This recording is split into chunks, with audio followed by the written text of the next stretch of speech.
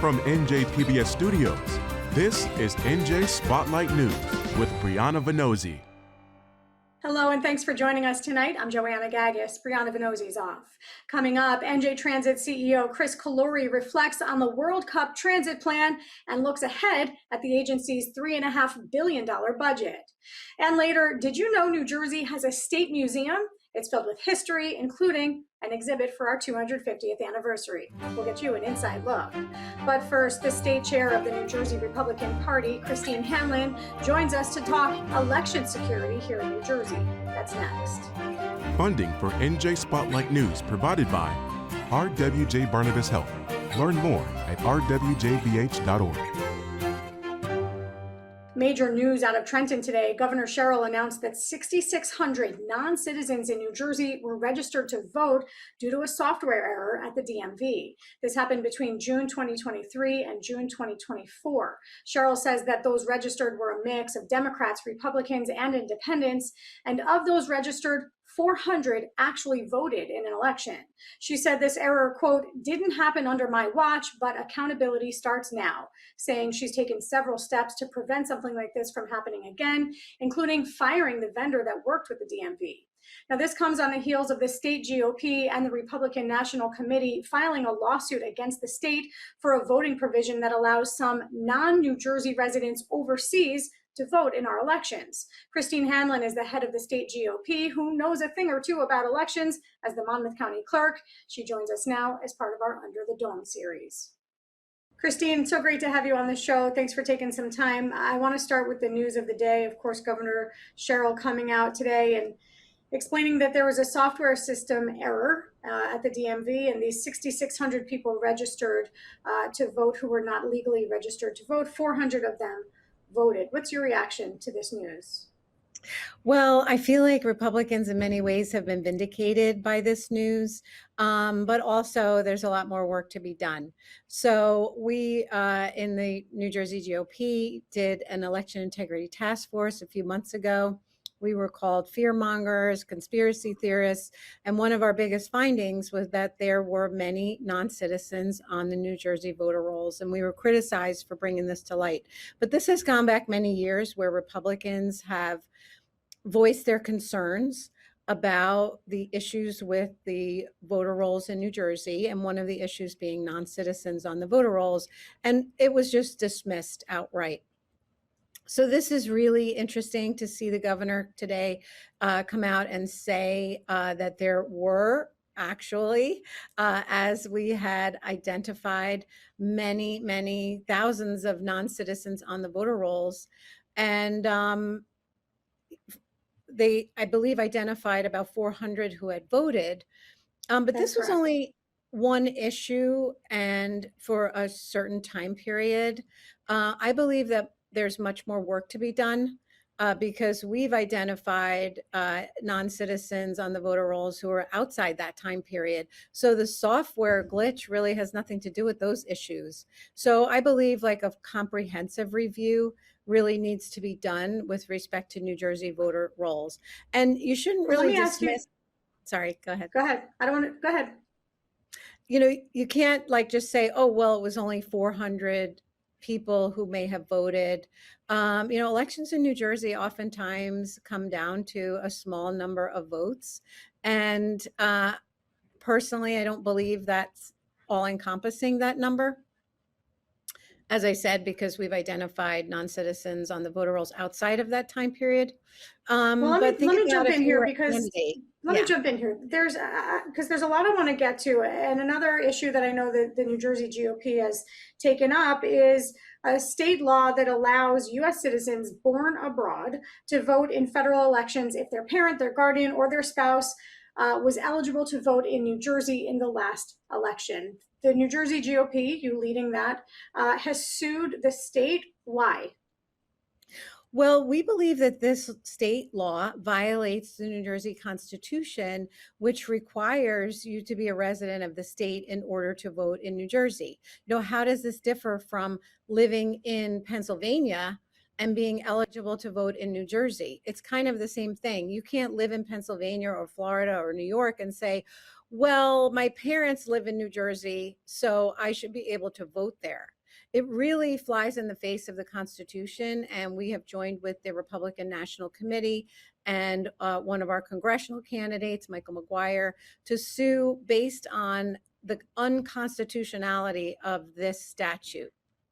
We did reach out to the Attorney General's office, and they had said that they look forward to responding to this lawsuit in court, that they will continue to ensure that eligible military and overseas voters are able to cast their ballots in state elections. I know that will be Yes, fought in the that's not courts. really the issue, right? So they're responding with the non-issue because nothing about our lawsuit really has anything to do with military voters.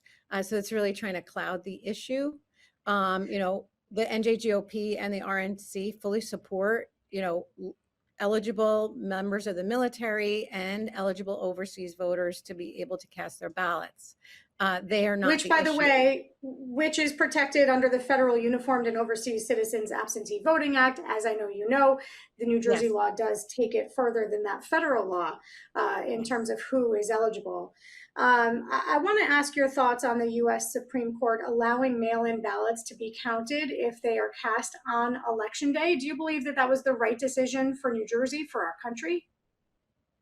Personally, I do not believe it was the right decision. I think that, but I understand, they kind of left it to the states. But in my opinion, elections really should be over on Election Day at the close of the polls. And it leads to a lot of voter angst and voter,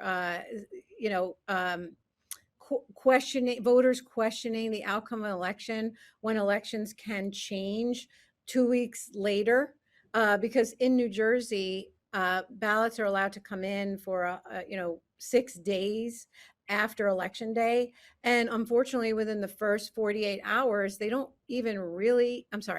Within the first 48 hours after Election Day, they don't even really have to be postmarked. It is assumed that they were voted in time. So there are a lot of issues to me that really need to be addressed, and the election process tightened up. But the Supreme Court made their ruling. I understand what they did. I don't necessarily agree with that ruling. You are the Monmouth County Clerk. You have overseen elections in the state. I want to, tying in that Supreme Court decision, what you just said, with what the president announced to the country last week in a statement. He said, in an address, he said that we have shocking vulnerabilities in our election system. He blames international interference. Do you believe New Jersey's elections are safe and secure?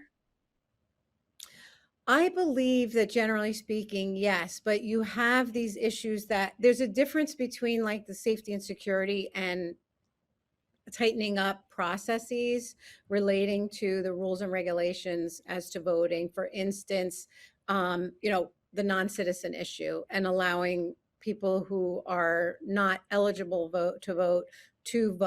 There are issues with really verification of individuals who should be how do you verify who they are when they are voting? Because we don't require ID when people are voting. And I believe we should require ID. So I think there's always room to improve, just like years ago when there were allegations made relating to, Russian hacking and issues like that, where states across the country looked at their systems and said, how can we make improvements to these systems? Election integrity should be a nonpartisan issue, and election security should be a nonpartisan issue. I would have to see more about some of these issues relating to how any interference took place, just like years ago that I analyzed what happened and took it on a case-by-case basis. But I think there's always room for improvement, and we should always be looking at how do we make things better and more secure. So much more we could talk about, but we have to leave it there. Christine Hanlon, State Chair of the New Jersey Republican Party and the Monmouth County Clerk, thanks so much for being with us today. Thank you. Have a great day. Under the Dome is made possible in part by the Corporation for Public Broadcasting, a private corporation funded by the American people. It was the biggest test NJ Transit has ever faced, moving hundreds of thousands of soccer fans to and from 8 World Cup matches at MetLife Stadium. It was a challenge that took years of planning to execute. And while the tournament's final price tag is still being calculated, it comes at a pivotal moment for the agency. NJ Transit just adopted a $3.5 billion budget. I sat down with the NJ Transit president and CEO, Chris Kaluri, to break it all down. Chris, great to see you. On the heels of the final match of the World Cup in East Rutherford on Sunday, you declared that the curse of the 2014 Super Bowl is over. And it got me thinking, is that the reason why we've had all these transit troubles all these years? Was that actually a curse? Well, I could tell you as it relates to the events, the FIFA game was the biggest we've ever hosted, and we were able to over 8 games successfully implement our transportation plan and move a record number of people. So the cloud I was talking about dealt specifically with making sure that New Jersey Transit handles large-scale events, and I think we proved that without a doubt. How would you rate the performance of NJ Transit? I mean, both from moving the fans in and out to rerouting regular commuters, would you say you hit the marks you wanted? Well, look, I mean, I think my view is less important, but the fans and the people who took the system, their views are more important to me because they're the ones who ultimately decide whether we did a good job. And I think uniformly, if you look at the experience of the people who took the system to get to the games, it was an extraordinarily positive feedback we've gotten. At the same time, look, I also know that the bread and butter of this agency are the commuters. And what I can tell them is that for a couple of years, we've had a dual mission of dealing with FIFA, as we were also trying to provide a service to the commuters. And now that that is over, we can singularly focus on the commuters, which is what we try to do. The big question for a lot of people is, what did it cost? And I know you don't have those numbers yet. I did see that you said it would take a couple weeks. We do know, though, that you planned for about 40,000 riders per match and only hit about somewhere a little more than half of that. We've seen some rough calculations that maybe there was a $13 million shortfall there.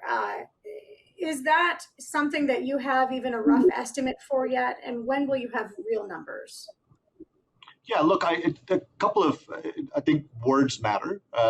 Planned for is not what I've ever said. I said we have a capacity for 40,000 people. And we, as I said, we've moved a record number of people at 370,000 people to and from the games. What I have said to anybody who was asked is our CFO has started the process of reconciling the actual budget to the proposed budget we announced in April. That work will take 3 weeks or so. At the end of it, whatever the number is, and if there's a delta, I'll be the first person to share that without violating the 3 principles I've always laid out. Number 1 is there will not be a commuter surcharge. Number 2, I will not go back to the legislature and ask for more money. And number 3, there will not be service cuts. The governor has a record budget increase. We will live within that number. Yeah, let's talk about that record budget increase. NJ Transit just approved its fiscal year budget, an 11% increase in spending for this fiscal year. It's a total of $3.5 billion. I'm telling you what you already know. Let me ask you this. We've talked for years about this pending $1 billion shortfall that the agency was facing. How does this budget reconcile that? Yeah, look, the corporate transit fees was a huge part of the solution. I know it expires in a couple of years, but I think the fact that we get almost $850 million or roughly in that order is a big part of making sure that we don't have a budget shortfall. But there's something more fundamental in what the governor has tried to do with this budget. The governor's objective is to make sure we ultimately get this agency to provide the kind of reliable service that the customers expect. The only way you can do that is by funding both the operations as well as the capital needs of the organization. This governor, more than anybody else, has literally said we will make the improvements that we promised, whether it is cleaning the stations, cleaning the buses and trains, or buying new buses and rail cars. We are trying to do all of it with the singular goal of making sure we improve reliability on the system. The governor, there's a $302 million subsidy, direct subsidy in state aid. That's 20 million more than what the governor even had proposed. And so where you ended up was higher than perhaps even where this governor started. Has she indicated whether that's a one-off? I'm going to ask you a two-part question. So let's start with that. Has she indicated whether this will be consistent? Are we there yet to even know what next year could look like? How do you plan from a financial spending point of view? Yeah, a bit of a correction that there's not an extra $20 million. What essentially happened during the budget process is they swapped out one funding for another. That's all that happened. So our 11% increase still stands, which is what the governor promised when she gave the budget address. It's just that during the budget process, they swapped out one funding for another. Secondly, and I think the point that you're raising is, what is the predictability of funding look like in the out years? Which is exactly what the governor has talked about. If we can make sure that New Jersey Transit never repeats its history again, which is for 35 out of the 47 years we've been in existence, we have not had a stable funding source. What the governor is trying to do is to make sure we correct the course and make sure we meet our obligations so we can provide the reliable service that customers have asked for. That's all the governor is trying to do, and that's all I'm trying to do. This comes as residents, riders saw a 3% fare increase. Yet again, this is year over year. Do you see that fare increase as somewhat permanent, something that riders can expect for years to come? Do you see any end date to that increase? Yeah, look, I think let me sort of broadly talk about why that is important. Predictable funding is the only way you can make sure you build a reliable system, especially when the rate of return on a system like this is 34 cents. That literally means we need a subsidy every morning for every dollar that we spend, because that's the nature of a mass transit system. That is just not New Jersey Transit. That's how every mass transit system around the world works, except for maybe the one in Hong Kong. What we're trying to also say is to put our real estate that we own into play so we can essentially try to lower the cost of running the system and not put it all on the commuters, and also try to spread that a little bit around. Yeah, you took the words out of my mouth. You've talked a lot about transit-oriented development. Do you have any plans there in the works, anything that you can share that would be a revenue driver for the agency? Yeah, look, just in the last several weeks, we put out almost 11 properties of interest to the market, and the demand and the excitement is palpable. What I'll say about that is I don't want this to be one-off transactions. Where it makes sense to sell, we will sell. But what makes sense to me is to make sure New Jersey Transit is in these property development deals for a very long period of time so we get money every single year. Metro Park is a good example of that. Even if it is $100,000 a year from each property, and if you add up 50, 60 properties, now you're talking about substantial amounts of money. That's how I think we make sure we defray the costs of running the business and not put it all on the commuters. All right, we've got to leave it there, but good stuff. Thank you. Chris Calori, President and CEO of NJ Transit and Executive Director of the New Jersey Turnpike Authority. Thank you so much. Thank you so much. Finally, tonight, as we continue to celebrate the nation's 250th anniversary, we take a look at the New Jersey State Museum. Not many people know it exists, but it's located right next to the state capitol, and it offers a unique glimpse into the centuries of history from right here in New Jersey, including significant people and events that contributed to the founding of our nation. I recently spoke with Margaret O'Reilly, Executive Director of the New Jersey State Museum, about all there is to see there. Margaret, thanks so much for coming on the show. We have this gem of art and history right in our state's capital. Can you tell me about the New Jersey State Museum and what it offers? Sure. Thanks for having us today and to learn about the State Museum. We've been around since 1895. We're one of the oldest state museums in the country. And we have collections in archaeology, cultural history, fine art, and natural history. And all of that is pulled together by a wonderful education staff and programming that brings it all together and brings it to life for New Jersey's lifelong learners.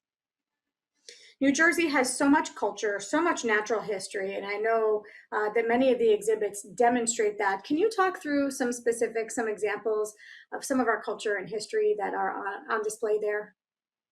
Sure. At the moment, the whole state, in fact, the whole country is celebrating America's 250th anniversary. So we have some wonderful exhibitions that talk about what happened during the Revolution, how those documents, those actions from those patriotic folks back then impacted what we do today. So we really hope folks will come and see that exhibition that we did in partnership with the New Jersey State Archives. You can see New Jersey's original Constitution. You can see New Jersey's copy of the Bill of Rights, and that'll be here through January. We also have exhibitions in natural history, so you can see New Jersey dinosaurs. Who doesn't love a dinosaur? So folks come in and see those, and you can see scientists working in our laboratory at the same time, doing real science in real time. We also have exhibitions. Yeah, just can we touch on that archaeology piece a bit, because New Jersey is so rich with prehistoric specimens, and it's not something that people always connect as right here in New Jersey. Right. In fact, that's our paleontology program, not our archaeology program.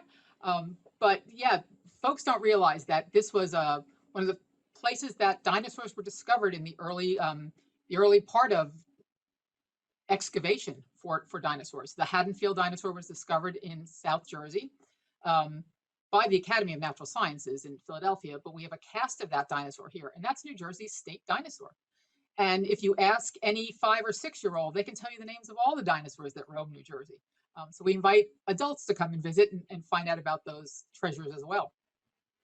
I know there's also, Margaret, a lot of history here in New Jersey beyond, you mentioned the 250th anniversary, but there's other history as well. Can you talk about World War II and some of the artists who came from that era?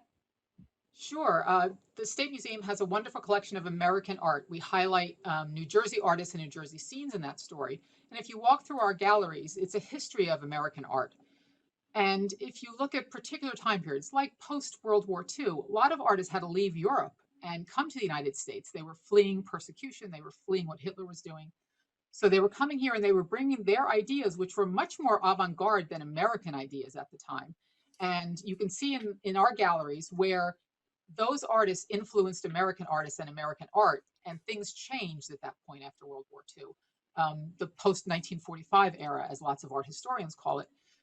And art became very different. It wasn't bucolic. It wasn't those landscape scenes that we used to see previously. Art changed in very exciting and explosive ways, and you can see that right in our galleries. I know that there are, beyond just the exhibitions, there are programs that the museum offers. Can you talk us through what we might find in some of the different seasons of the year? Well, throughout the year, families, individuals, school groups can find all kinds of programming here. It's all object-based. Everything we do is related to the collections that we offer. So you can come and learn about the science programs I just talked about. You can learn about Native Americans, the Lenape, the original people, the indigenous people that were the inhabitants of New Jersey before the European contact period. You can come and learn about the history of New Jersey through objects. And you can have an astronomy lesson, go to our planetarium and learn about astronomy. All of our programs for school children meet the core curriculum standards of New Jersey. And so we're really pleased that nearly 40% of our attendance is school groups. But there's plenty for families, there's plenty for individuals. During the summer, we have drop-in programs every day. Come and make some crafts with us, see a planetarium show during the week. And we have lectures on science and history throughout the year. How many people, I know this is a hard question to answer, how many people still don't know about the New Jersey State Museum, don't even realize all of this history that's right there in the Capitol? I think lots of people don't know about the State Museum. I think they think of the big museums in New York and Philadelphia, but here's this gem that's been around a very long time that has world-class collections, world-class research, and world-class programs right in their backyard. And the wonderful thing about the State Museum, it's free. Admission is free to the State Museum. So in these days when costs can be high for folks, we're certainly a great resource and a great value for families. When can people come? What are the hours for anyone who's watching this and says, hey, this is a great thing for me to do with the family or just by myself? We are open Tuesday through Sunday from 9 a.m. to 4:45 p.m. And on weekends, parking is free in the lots behind and adjacent to the State Museum. All right, there it is right there. Margaret O'Reilly, Executive Director of the New Jersey State Museum. Thank you so much. Thanks so much, Joanna. That's going to do it for us tonight. I'm Joanna Gagis. For the entire team here at NJ Spotlight News, thanks for being with us. We'll see you right back here tomorrow. NJM Insurance Group, serving the insurance needs of residents and businesses for more than 100 years.